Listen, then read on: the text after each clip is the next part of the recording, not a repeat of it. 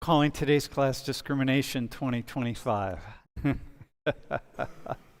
I couldn't come up with anything more creative than that, but it just seemed like, all right, it's good enough.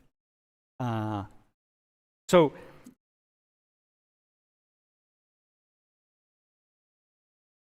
here's my so first off, let's introduce yourselves. Hi, my name is Logan. I'm a senior in computational data sciences with a math minor. And what's your ancestry? My dad's side is Puerto Rican and my mom's is biracial. I don't know much else out of that. Okay. My name's Isabella. I'm a senior also studying criminology. Mm-hmm. And I'm just like German, English, basically. Uh-huh. All right. I'm Hank. I'm a freshman and I'm a cybersecurity major. And I'm Korean Taiwanese. Korean Taiwanese. Where were you born, actually? In Texas. Texas. All right. Okay, so here's my question to you. What have you been told about how much discrimination exists in the United States?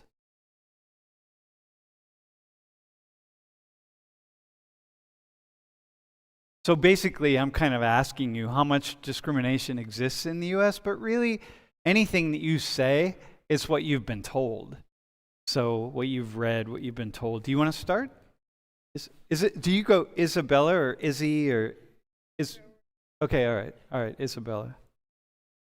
So I feel like there's discrimination in all like aspects of our life.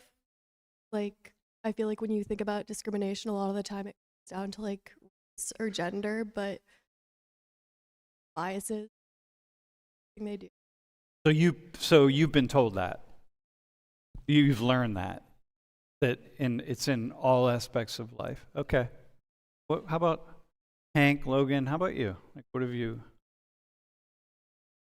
So I would say in a teaching aspect, we have been taught a lot about discrimination, at least for the race side of things, but I feel like the bigger picture has to deal with being more broad than just race, like kind of agreeing with what Isabel was saying. There's also, you could be discriminated by your social caste or how wealthy or poor your family is. A lot of people really recognize that, but it is really a bigger issue than what you would realize.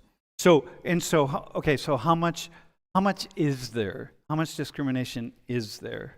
Like what have you learned?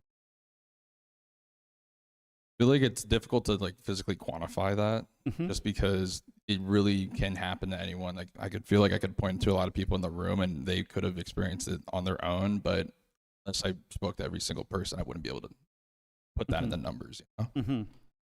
Uh-huh. Hank, how about you? Like what have you been told? I agree that it's pretty hard to quantify. It's not really something you can have as just a number.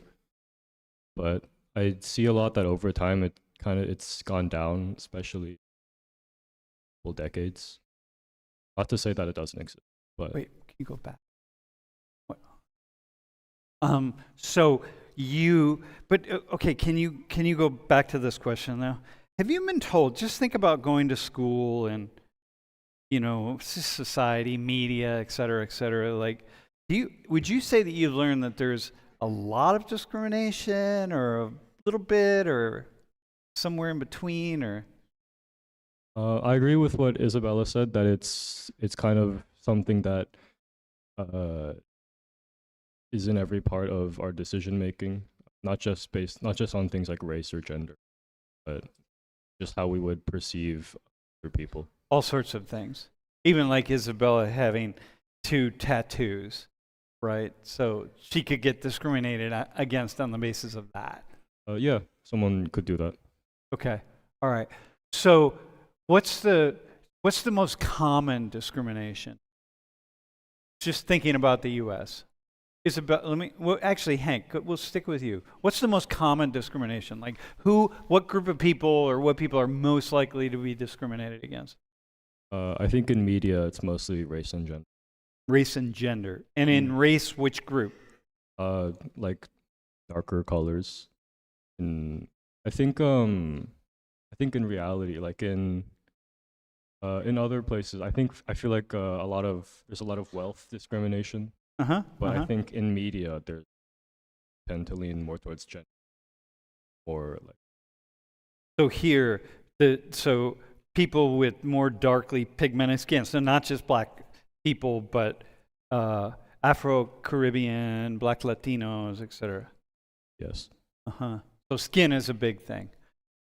Isabella, what would you say?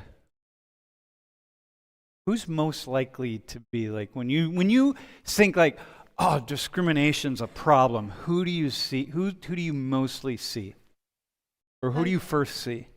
I feel like he said, it's usually gender. Mm-hmm. I would say when you look at women are going to be discriminated against, Mm-hmm. but when you look at Hold them. sorry, often I feel like at least as a criminology student, we see like men who are people of color being discriminated against. Uh-huh. Uh-huh. Uh-huh. All right. Logan, how about you? What would you say? I would kind of agree with both of them, since especially in the at least like American high schools and just growing up with the school education system, it's a lot of the race would have to do with discrimination based on a darker skin tone, or I guess like in simple terms, anything that's not exactly white. At least that's what portrayed is, especially within the media in more recent times. They kind of just want to keep pushing that idea when it's really more broad than that. Uh-huh. So there you feel like there's a certain hey, how much did you so for you, for example, you have black ancestry. I can see from looking at you, you have black ancestry, right? But you're more lighter skinned and your hair is like so when you think about discrimination, about with yourself, what do you first think about? Well, at least me personally, I could think that I don't want to say it like in a bad way, but I got lucky with it just because I never really grew up thinking like at least that I was getting discriminated against just because of my lighter skin tone. But you see my blood sister, same parents as me, has a pretty considerable margin more melanin than I do, which it's just a matter of like a couple years where Mm-hmm. she is a lot darker than me and gets mistaken as more African American than I am. Uh-huh. But it also adds in the picture that I didn't really fully realize my ancestry until recently, so it just wasn't something I grew up thinking about in my day-to-day life. Uh-huh. Uh-huh.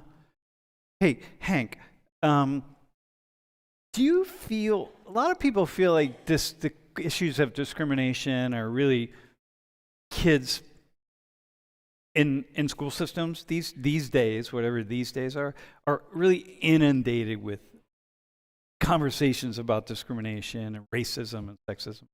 Did you feel like that growing up? You mean like they talk about it too much? Yeah. Or an exception, maybe not too much, but a lot. Like, do you feel like people were talking about it just a lot, whatever that means for you? On media, on the news, or TV, I think that's kind of a big thing. Mm-hmm. But me to my friends or my family, not really. No. Uh-huh. Do you ever think about yourself as being, Korean Taiwanese, being discriminated against? Like, do you think about discrimination for you? No, Huh. not really. Yeah. I lived in Korea for 6 years, so that probably I had less opportunity to do that probably. Yeah. Hey, Isabella, I have a question for you. How do you think I would answer this question? How much discrimination exists in the United States today? How do you think I would? We've had what, 10, 11 classes together. What do you think I would say about that? I mean, I feel like you've been doing this for a long time and you've witnessed like a lot of social change, Yeah. like for how long you've been teaching this class. So I would say you're probably more optimistic about the discrimination Mm-hmm. in the United States as it's progressing a less substantial amount. Mm-hmm. So if you had to say, like, yeah, Sam probably thinks that there's less discrimination, but do you think I think there's a lot? Think about me as a white guy. And imagine me as a black guy. Okay? Black Sam teaching this class. Or as a woman. Or as being gay. But let's just do black Sam and white Sam. Do you think, as whites, how do you think you would answer that question differently if I was black? I think that because of your position as a white man, much personal discrimination. Yeah. So that might how you as a whole. So you would, like, if you were a person of another race, you would probably think there's more discrimination than you do if you're white. Got you. Okay. So you think if I were black, by the way, that's a cool question, right? That I just asked her. Like, I'm not trying to trick you, by the way. I just think that's a really cool question, right? Logan, can you answer that question? Like, if I were black, first off, do you think I think there's a lot of discrimination? Well, considering you've been teaching at Penn State for the last 30 years, roughly, I mean, this classroom is as diverse as it can probably get. So I believe you would be more on like the lesser side of things for discrimination, but at least in terms for your personal Wait, can you explain that? Because that really would have nothing to, the fact that the class is diverse or whatever, right? It's really a matter of, like, I look at the world, I study race relations, I study gender, I study all these things, right? Do you think me, the professor of the largest race and ethnicity class in the world, which is this one right here, do you think this professor thinks there's a lot of discrimination or a medium amount or not a lot? Forget about the past, forget about the present. Like, what do you think I think right now? I would say medium to the lower end. Uh-huh. Hank, would you agree with him? I guess it depends how much you call a lot, but I think you would think that there's less now than there is in the past, so I would agree that you would kind of think there's not like an overabundant amount of discrimination today. Yeah, okay. It's kind of interesting, right? I mean, I'm asking this question. I'm not giving you anything to measure it on, because, I mean, this is a problem. You're like a math person, so you're math, so you must be going like, wait, what's the standard that we're using by a lot or a little or a medium amount? I mean, I'm giving you nothing. But we nonetheless have these kinds of conversations all the time with people.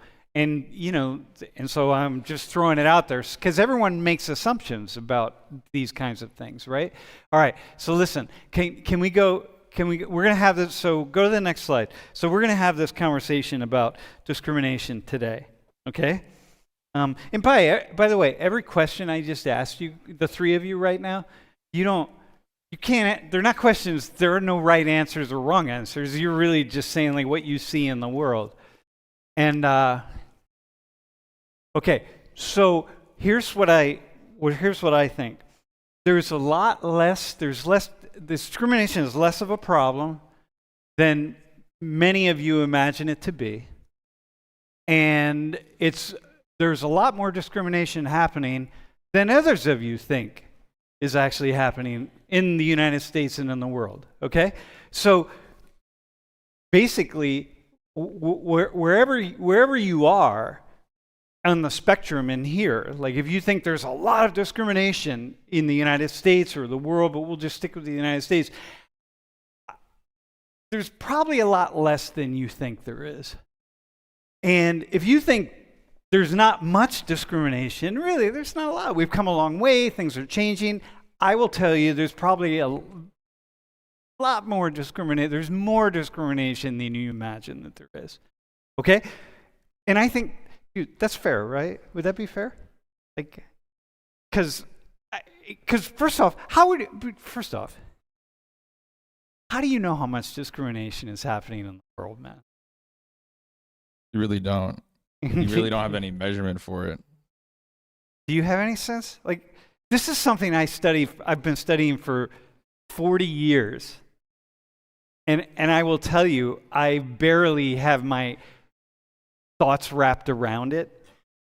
So like, how would you know? Have you stopped, like, I'm asking you this question, how much discrimination is happening in the world? And like, are you thinking like, how the hell would I know? No? I mean, I feel like the only way there is to know is to study it and Yeah. to like understand experiences that people have had Yeah. in like certain populations, and I estimate off of that. Like, I don't know if there's any like real equation. Well, listen, and even if you only have, you have your own experience, like you have your experience as a woman, right? But that's not all women. Like, how do you know? That's the one singular experience. You just have no idea. So this is the stuff. We're having a lot of arguments about things that we really don't know much about. All right, so listen, man. Let's go to the next slide. So take a look at these numbers here in the U.S., right? 2023.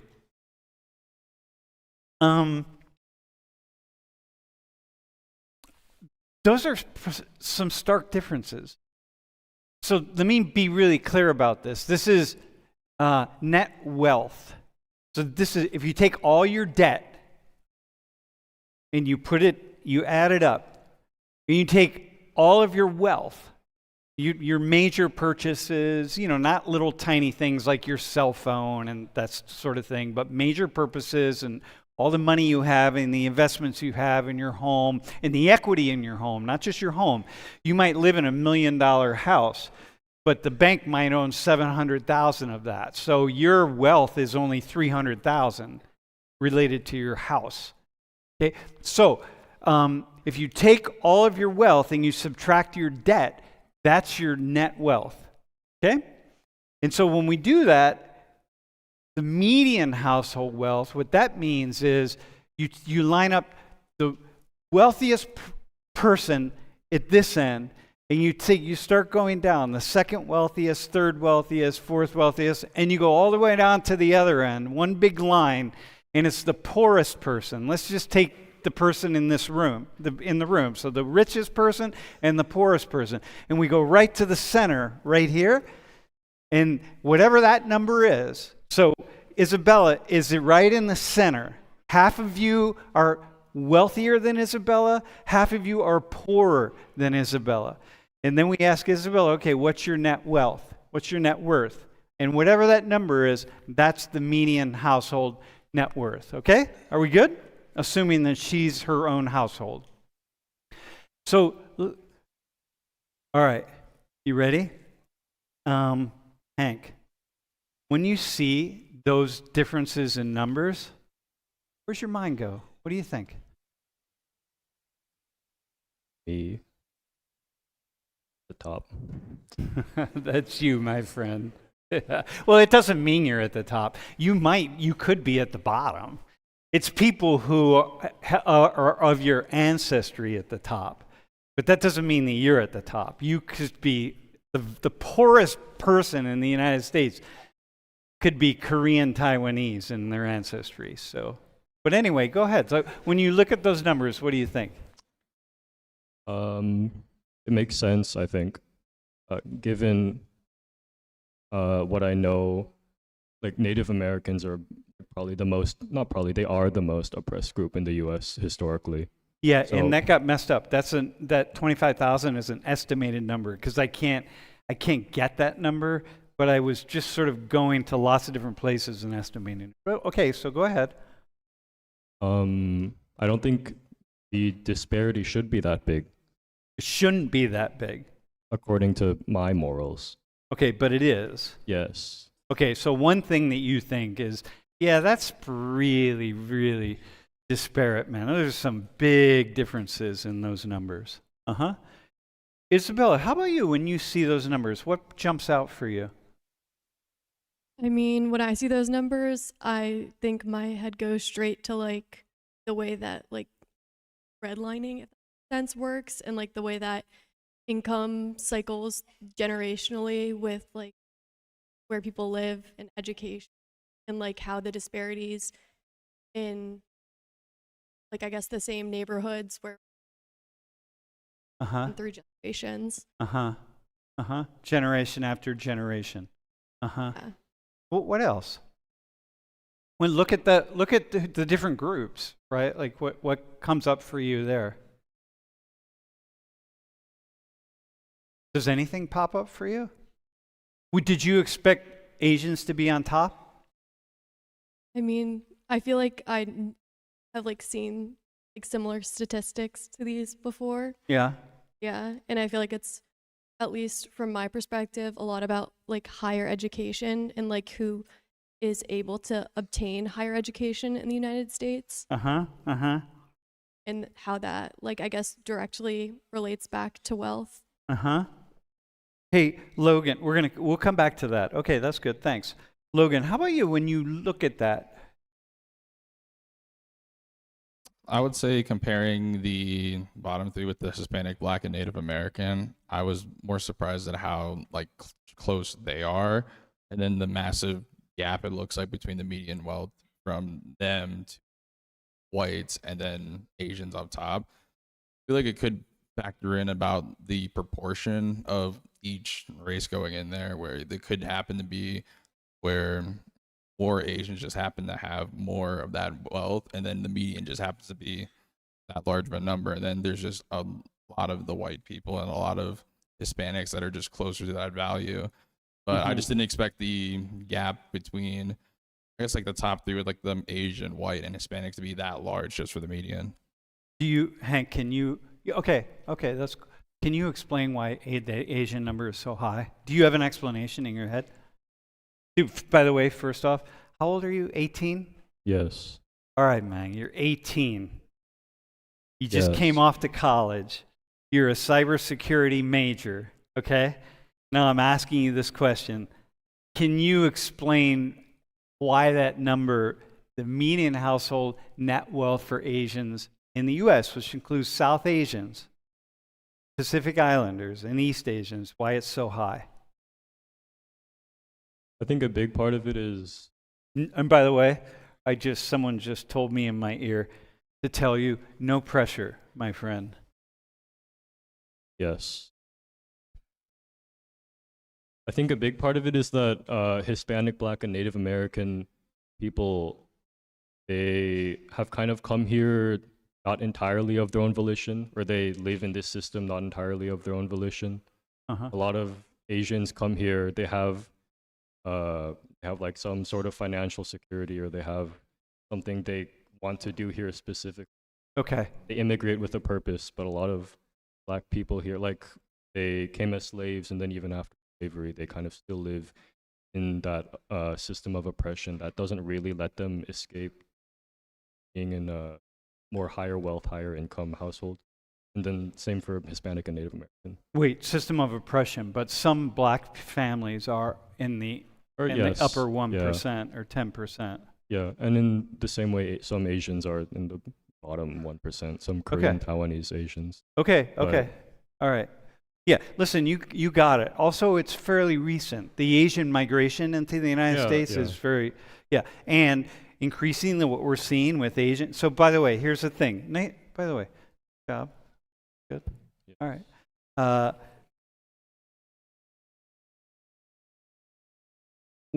Just when we look at Black people who identify as Black in the United States, the highest net worth is among Africans. Because, to get here from Africa, first off, just a quick thing, nobody really wants refugees. Nations accept refugees, and they accept poor people. They accept refugees when they really have to, and they accept poor people when it's in really their interest to accept poor people, or when they have to. But nations want educated people who can come, contribute, and then go home if they want, back and forth. That's why Trump is offering these visas for $100,000. Or what is it, the new visa for like $1 million? So anybody can come here. We'll give you a visa right away. He gives them $1 million. And there are a lot of people who are like, all right, we got $1 million. And Africans, if you're living in Mexico or Central America, you can, historically speaking, sneak over the border. You don't have to have anything. You need, you don't even need $5 in your pocket. but you're not going to get here from Africa if you don't have money. And so what we see is Africans, highly educated, much wealthier, who are immigrants from Africa. So it's like when we look at black people, it's like, yeah, you got to really divide that up. Well, the same is true for Asians. The large segment of Asian migration in the United States are are people with money and people with who are coming to go to school, and then they stay here and they're going to professional school and so on and so forth. And so it's like you just see this income and wealth get really high among Asians because of the exceptional education and wealth and professionalism and so on, right? So that's one of the reasons that that's so high. Whereas all the other groups, you have a much longer period. Although black net wealth is going up tremendously in the past 20 years, even though it still looks really low because of Africans, because of the contribution of Africans. Okay, let me ask you this question, Isabella. How much does discrimination, when you look at those numbers, how much is that caused by discrimination? You had to guess. Like you look, you're just looking at it on your own. You're thinking, right now you're thinking out loud. Isabella, I look at those numbers. They're pretty great. They're really different. How much is discrimination part of that? Because it could just be, yeah, well, Asians just work really hard, and Native Americans don't work really hard, and black people don't work as hard as Hispanics, and Hispanics don't work as hard as white people, and white people don't work as hard as Asians. It's kind of like that, and they make really dumb decisions. Native Americans, black people, Hispanic people, they just make a lot of dumb decisions, so there's the reason. But how much do you think is discrimination? Where does that play in? I mean, I feel like you said that these numbers are going up, but they're like historically, I guess, pretty similar to this. Would you say? Yeah. Yeah. And like everyone gets like their start, their foundation from the money from their family. Yeah. Like even just like access to like something that would let you become richer is from something like generationally wise for, I guess, majority of people. So for you, that's really important. The generational wealth. And we know, I mean, yeah, maybe in the past 20 years it's gotten better, but I mean, relatively, there's discrimination affects these numbers largely. Well, no, especially for Asians, by the way. Here's the thing in the United States, that number for Asians has been higher, but in the past 10 years, it's really gone up because so many people of Asian ancestry are coming here only with degrees. Like, dude, we don't let poor Indians in here. Dej, I know. Like, Dej is here, but he's an international student at Penn State. His family has money. But some Indian from the village isn't here. I don't know anything about his family, but I know they have money because he's here. Of course they have money, right? But somebody from some village, they're not here. They're not getting a visa to come to Penn State. So what we're seeing is this accumulation of wealth and so on, and just in the past 10, 15, 20 years, like we're seeing with Africans contributing to it. Okay, so Logan, how do you think discrimination plays into this? How do you? Can you add on to anything Isabella said? Well, I really want to keep piggybacking on the whole topic of generational wealth, since I feel like, especially with Native Americans, a lot of these other races and people had to they were given the option of either to adapt to what we offer and how it is to succeed in America, or stay with your values and either just stay behind or just catch up later. So at least how whites have always been just here, it's like you have that time to build up the wealth. And especially in other Asian countries like Japan and China, there's a really high kind of impulse for you to be educationally sound before you even come over. So then that kind of leads up to having the median household wealth be so much higher than even the whites that have been here for considerably longer than them. So is it surprising to you that Native Americans are at the bottom? Does that surprise you? Not entirely. I guess like seeing the value puts it into a different perspective, but since they were really the first group that were here, and then we had to take them out, that really just speaks for itself. Well, I mean, they were pretty quite. If you think about the native peoples in the Americas, throughout the Americas, from Canada on down to Chile, in a way, it's been called the longest, most extensive genocide in human history. And here, like, so I guess it wouldn't be surprising that they would be at the bottom. Do you know anything about Native American history, American Indian history? Like a specific part you want me to talk about? Not to anything. Do you have a sense when you think about American Indians? Do you know anything? What do you know about poverty on reservations? What do you think the poverty rate is? Let's say, for example, you were in Texas, but we'll go with like the Navajo reservation. What do you think the poverty rate is? Probably double digits.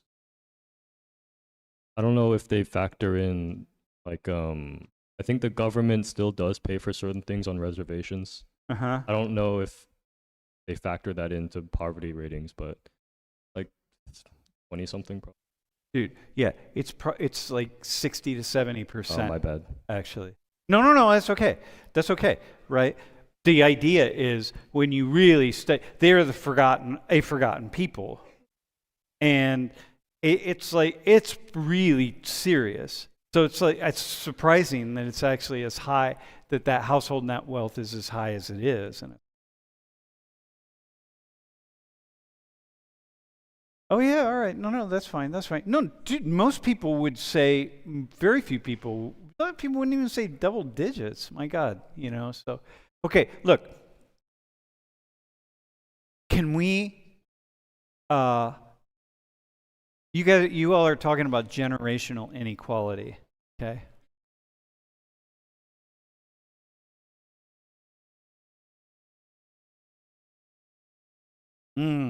Wait, Logan, you weren't saying that Native peoples chose to opt out. You say they did opt out. They were pushed out, right? Yeah, in a way, they were, at least like since we migrated over, it was either they would adapt to how we would succeed, at least how we live our life, or they would stay there how they were doing it traditionally, and usually that didn't involve making a lot of money. Yeah, so they really weren't even given a choice. It's a brutal history. The history of American Indians in this country. And all of this is red land, I mean, it's just one after another. Treaties broken, land taken, one after another, right? Okay, you all are talking about generational inequality. So I want to show you something. I don't know. Hey, Nish, am I in a, what camera can I talk into? Are they all synced? Can you just tell me which one is in sync, okay? Blue or yellow? The one I'm facing is in sync? All right, listen, man. Then, because I want to say something to the stream. So Nish, whatever camera I'm in sync on, okay? Can you just walk me through that? There's yellow, and then there's blue. Yeah? All right, I'm going to do this one. I want to be on yellow. All right, listen. So here, I want to say something to the stream. What these students are touching on here, first off, none of them they don't sound woke to me. Do you guys feel like you're woke, by the way? Do you feel like you're woke? Hank, are you woke? I mean, look, but you're clearly not woke. You're wearing your pajamas, and it's 4 or 5 in the afternoon. So you're barely woke if you're woke. Do you feel like, Isabella, you're woke? Whatever that means, I don't know. Would you call yourself woke? I would say I probably have, I guess, more of a political opinion than some, but not the most. Yeah, I don't know. yeah, okay, yeah, you don't, no, but like you don't sound like you're far left. None of you sound like you're really far left, okay? So listen, so here's the thing. They're touching on this issue of generational inequality. And if we don't talk about where we start on the starting line, we cannot understand where people are on the finish line. So if you have a 100-meter race and we've got 10 runners and they all are starting at a different starting line, then we have to assume that unless one of them is the fastest person in the world and the other ones are slow, it matters where people are. And so what I'm going to show now is some numbers that this professor of public policy calculated for black people in the United States. Okay, because we always want to understand black people. Why? What's happened with black people? People will say, slavery was over in 1865, or the civil rights movement happened in 1964. Like, why haven't black people been able to catch up? What's the problem? And the problem is that where you start impacts where you end up. So I'm going to give this number by this guy who's not woke by any stretch. He is an academic who's really doing his best to come up with a calculation for a number, the amount of money that black people lost because of the racism and treatment and discrimination of black people. And we're just going black people. He just did this with black Americans. He didn't do it with Native Americans. He didn't do it with the early Chinese. He didn't do it with Chicanos and Mexican Americans. He just did it with black Americans. And he said, so here's the thing, right? Okay, so got it? I've never calculated, am I right talking right to the stream? I am, right? I've never calculated this number. I found it today. And I said, whoa, this is really interesting. And it matters to the conversation that we're having about discrimination. Okay, so here's the number. This guy, go to the next slide. So he estimates that the losses from unpaid wages, lost inheritances, lost land value, loss of all of the investments that black Americans have because of slavery, discrimination, Jim Crow, one thing after another, amounts to about $20 trillion. $20 trillion, man. $20 trillion. And that if black people had black people been brought to the United States and treated equally as white people, okay? Forget about discrimination of white people. Italians were discriminated against.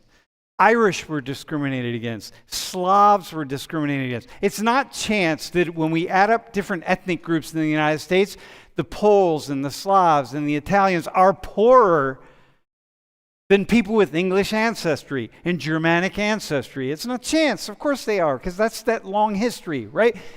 But we're right now just talking about black people. So when you talk about generational inequality, I found this number by this guy. And I think, well, I've never calculated this number. I've known it was large, and maybe it's not quite that large. Maybe it's only $10 trillion. So all of white wealth today is $125 trillion. So black people also, this isn't just black wealth. I mean, black people have a certain base of wealth also. It's nothing close to white wealth because there are 13% of the population in the U.S. is black, and 58% or 59% is white. So white people are, of course, going to have more wealth. But when you think, and I'm liking that the three of you are talking about discrimination and generations. If black Americans have been paid equally on average to white people were not paid equally, okay? Every group was discriminated against in one way or the other. But had black Americans been paid what they were worth, $20 trillion in 2015, so I don't know what it would be today. So now can we go back to this number? Go backwards? Dude, what would those numbers be?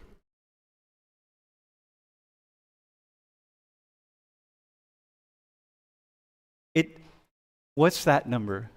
What would that number be? Think about that. Like, we wouldn't be talking about first off, we wouldn't be talking about inequality like we do today. Like, so you can say, here for example, bro, I'm going to ask you, since you have black in your family. Some black people are lazy, right? Go ahead, you can answer this.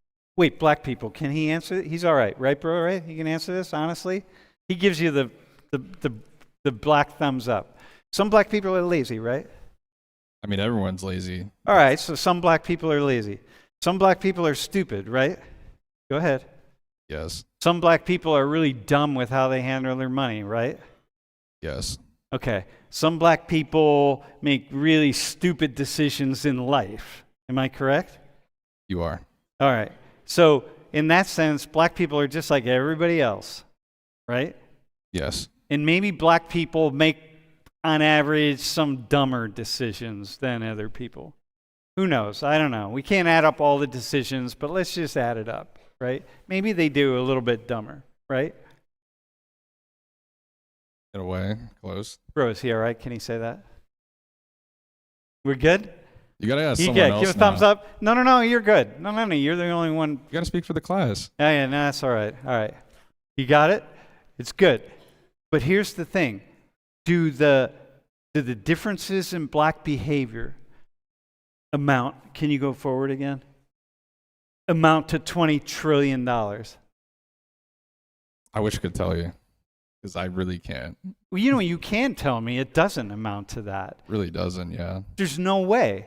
Like if we say, hey, listen, black people, y'all, if you would have just forget about everything that was taken from, that was denied to you, okay? Everything that was denied to you, all the wages, all the land, all of the money that was just stripped away, one thing after another. Forget about all that for a second. If you just would have worked a little harder, we wouldn't see that kind of inequality. Or we can say, $20 trillion, man. That's a lot of money. That's a lot of money. So when I look, can you go backwards? When I look at that, I think I can't look at those numbers and not think about discrimination. It's just not possible. How can you not? That's the $20 trillion is discrimination. You know what I mean? Like, that's what that is. I'm not, hang on, can I talk to the stream again? Can I put me on yellow? Look, stream. I'm not a radical leftist, apologist, woke sociologist who's just trying to make excuses for, we're only right now talking about black people. He makes excuses for black people, right? If you watch this class, you know I'm not this radical leftist who's woke and like, oh my God, I'm jamming inequality and all that stuff down people's throats. But I don't know how to make sense of 20 trillion. And let's say it's not 20 trillion. Let's say this guy made a mistake. He actually thinks that it's a conservative number, and he's really thoughtful. So let's say it's 10 trillion. $10 trillion? Damn. Okay. All right. What do you think about that, man?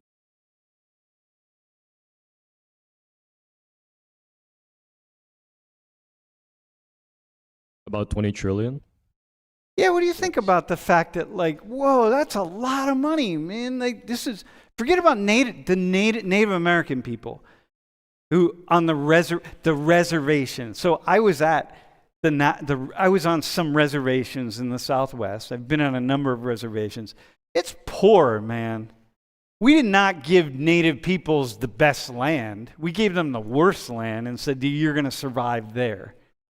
Like, what do you think about that's 20 trillion, man? That's a lot of money. Yeah. I think if someone told me that, I would believe it, I guess. I would think it makes sense. I think the red bottom for white wealth kind of puts it in perspective and helps you understand a bit more. Yeah, but understand, there are a lot more white people than black people. Okay, so that's not... So I only put that number up there so you had some sense of what we're looking at. I could have just put the whole wealth of the United States, but I didn't. But keep that in mind, right? But I think it makes sense. Do you feel like I'm being apologetic for black people? Like I'm making excuses for black people somehow? For their low income? Yeah. No. Do you feel like that? Do you feel guilty being white, Isabella? Like, because you're not in that. They didn't take $20 trillion from your people. Do you feel like I'm being an apologist for black people? Like I'm saying, like it's not black people's fault that they're poor. Okay, like yet. You don't hear me saying that? Yeah, I'm not saying we should give black people $20 trillion. Like, hey, black people in here, I'm not going to be lining up to give you to give you and people of your ancestry group, whatever it is, I'm not going to be signing on to give you $20 trillion. Okay? That's not going to happen. But in fairness, that's a lot of money, man.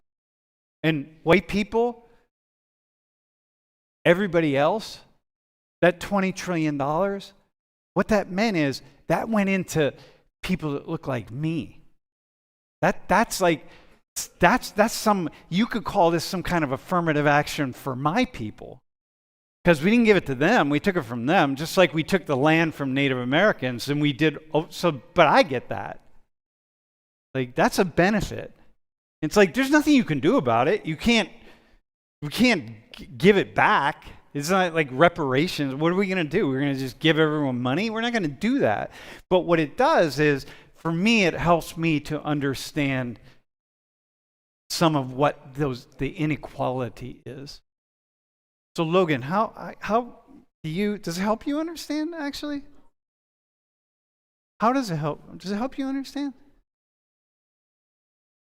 I feel like just trying to put that big of a number like in your own perspective really, I wouldn't say it makes it harder to understand, right? Since you're just trying to think about where did 20 trillion just disappear off to, but you go all the way back then and they were they're supposed to, just weren't given the same benefits that other people were given, then it just adds up for how long they've been in the country for. And then comparing that to what the white wealth is, I guess, of 2015, then it's really marginal gap that almost reinforces the idea. Yeah, and then we have new immigrants. We have new African immigrants, Latino immigrants, Middle Eastern immigrants, Asian immigrants who migrate. So look, man, did your parents come here for school? Maybe. My dad came here for his school, and my mom just came here, I guess. Okay, so they come for school. They came here, and they didn't go like to Egypt for school, right? Your dad didn't go to, I don't know, Venezuela or Ecuador for school. He came to the U.S. for school, and coming to the U.S., he was able to come. He came to this really advanced educational system.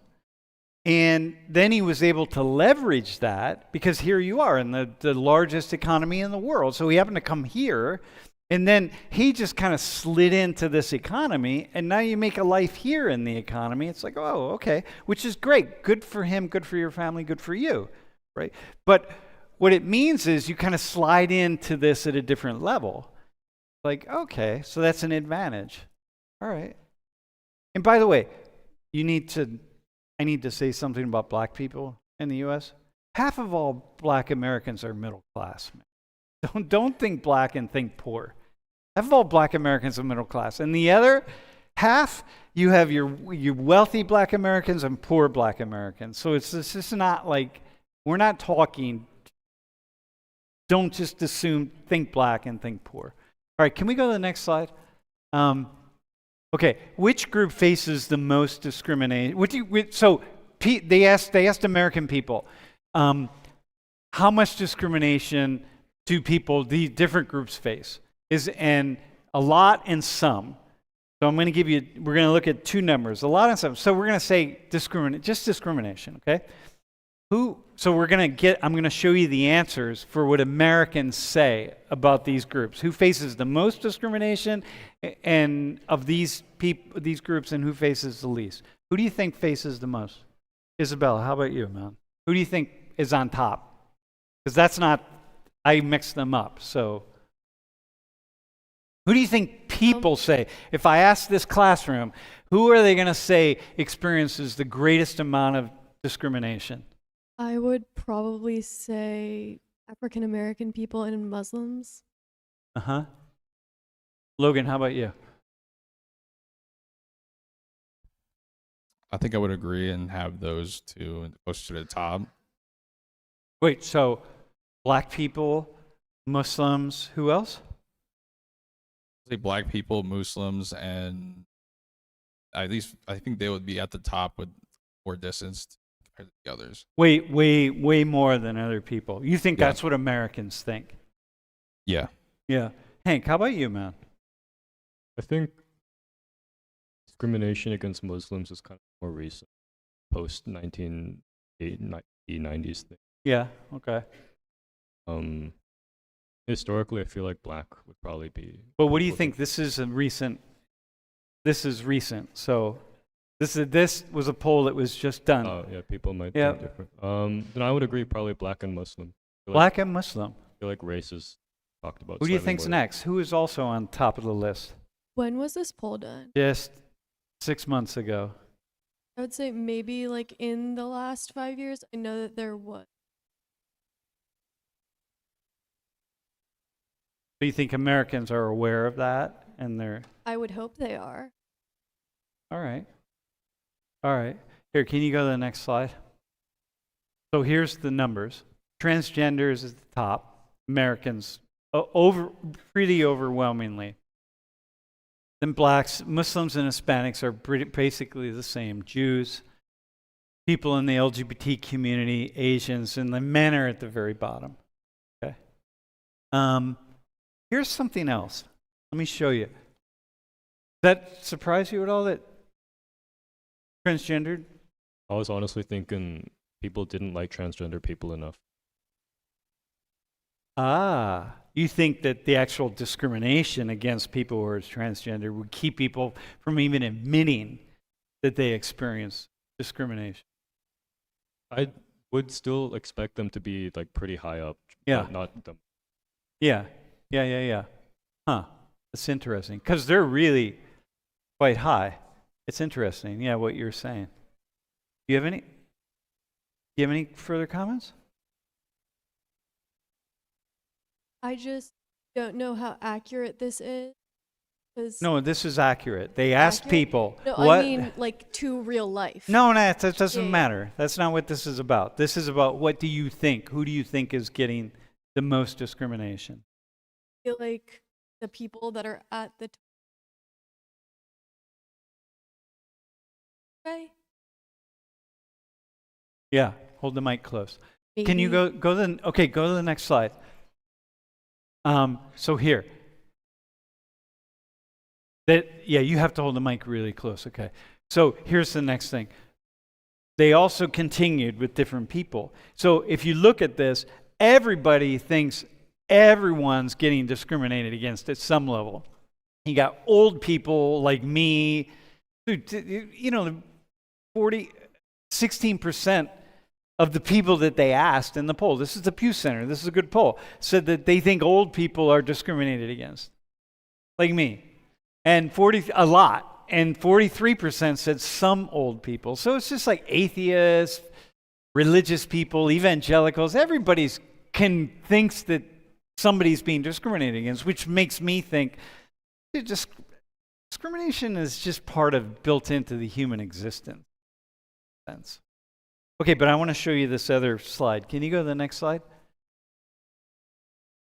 All right, so here, let me explain these.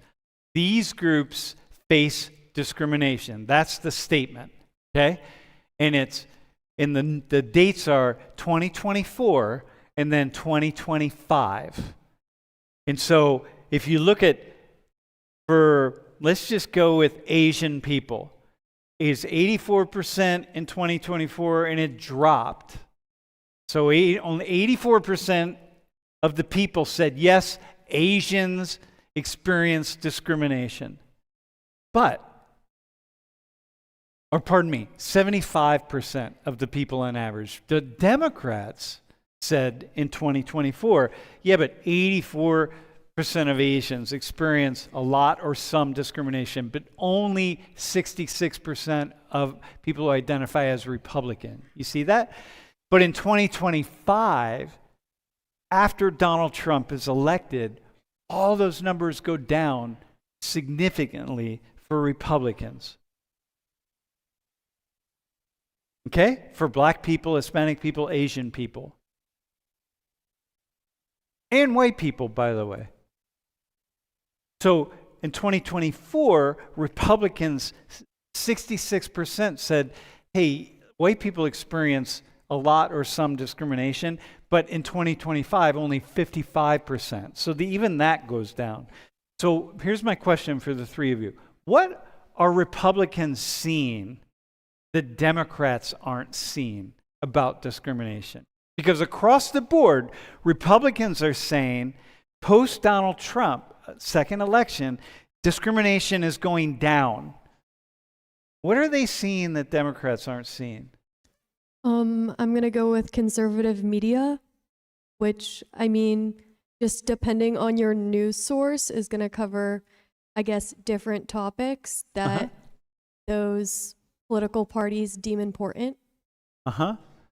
So you think conservative media is more likely to report that discrimination is going down, it's less of an issue now, so let's not focus on it, or just not talk about it? I mean, yeah, even like with like DEI and all of that trying to be stopped, like of course they're going to say Okay. would support their Whereas the more mainstream or the liberal media is going to continue to push the narrative or the stories that discrimination continues to be a serious issue in the United States, and we need to think about it, we need to talk about it. But you have all this other media that is starting to say, you know what, let's not talk about this anymore. It's not so much of an issue. I mean, I feel like I'm just looking at where the Republicans say that what discriminated against a lot more than Democratic or left-leaning. Yep. And I feel like even then I would venture to say, like, well, Trump got elected president and majority of the United States population is white. So just like math, So it's venture to a good percentage of Republicans are white. Yeah. And of course they're going to think that white people are discriminated Got you. in an equal, like, how's that number equal that white people are discriminated against equally as all the other races? Yeah. Like, So wait, ask that again? Like, it's 66% for all of those races for 2024. Yeah. Yep. White people are discriminated against equally to everybody as every else. other race. Yeah. I feel like the only way they would think that is because there's obviously like different media coverage than what I guess other populations are absorbing. Yep. Okay. Yep. That's fair. Yeah. We are what we listen to. So if you're liberal and you listen to liberal media, you're going to get a liberal message. And if you're conservative and you listen to conservative media, you're going to get a conservative message. Logan, how about you? What do you think? What are Republicans or leaning Republicans seeing? What are they observing that the Democrats aren't observing? I think it's less about what they observe versus what they not observe when it's more about, I guess, like the agenda that they both want to push for each side. Since I really did agree with Isabel about what she was saying with how, like, whatever they want you to see in the media, at least for the Republican media, that's what they want you to And kind the, of continue and the thinking. Democrat media, Yeah, it both goes of both it. ways. Yeah, So yeah, that's yeah. why it goes up a little bit for the Democrats, or maybe slightly down, roughly stays the same, but the Republican media kind of goes down since they are more against the DEI policies that have been going around, and the Democrats want to keep those policies or improve and make more of those as well. But when you just look at what both sides kind of go and view, it's a matter of what the, like, just mainly like the agenda they want to push. So I wouldn't really be sure why white people, they think 55% think that they face discrimination. I don't know why it's, maybe I'm not sure if it's like a baseline or it's supposed to be that high in Yeah. the first place. I guess it's a matter of sample size too. Yeah. But for the most part, it's about the agendas that they want to push. At least, like, it was right after the election season, then I guess a lot of the I guess most of the executive orders that came in Yeah. were Okay. Yeah. kind of factoring into that as well. Yeah, yeah, exactly. Like, hey, this is a thing of the past. This is done. We don't need to think about this anymore. And whereas people in the more liberal media are thinking it's not a thing in the past, in fact, it's getting worse. In fact, for many people, one of the messages is the mere fact that we have Donald Trump elected as president is an indication that there's discrimination in the U.S. and so on and so forth. Right? Are you aware, Hank, when you watch media, are you aware that, how aware are you that you're being programmed? Given what Isabella and Logan just said, how, whether you're watching conservative media or liberal media or whatever it is, how aware are you that you're kind of being programmed to think a certain way? I feel like that's the whole point of most media. It's to program Of, us. like media that isn't. Yeah, I got based you. in But fact. how aware are you that you're being, like, do you ever, for example, do you watch Fox News? I see clips on occasion. Uh-huh. I don't really like. Do you Fox watch News. Do you watch any news? I follow NPR, I guess. Dude, NPR is according to our current administration, woke, and though. according to my experience of NPR is far left. Yeah. But so if you only follow NPR, you're being programmed according to what NPR wants you to hear. I follow other, I guess. Okay, but what about Fox? Yeah. I mean, you watch some clips. Yeah, on occasion. Yeah, but if you don't if you don't actually follow it, you're not, on occasion is not sufficient. Like, you really have to follow what the story is. Because look, here's the thing, Isabella, right? I'm going to say this to you also. Look at those look at how different those numbers are between Democrats and Republicans. Y'all, listen, man. Those numbers are so vastly different that these are two completely different stories that are being told. If you're only watching one and you're not paying attention to the other, like one side and not the other, but then what I'm hearing from is you're just being programmed. And then you're not learning and you're not thinking, you're just being programmed. So it's like, it's so big. If they were close to one another, then we would say, like, oh, okay, well, it doesn't really matter whether you watch more conservative media or liberal media. It's irrelevant. But they're so different that this is two completely different ways of programming human minds.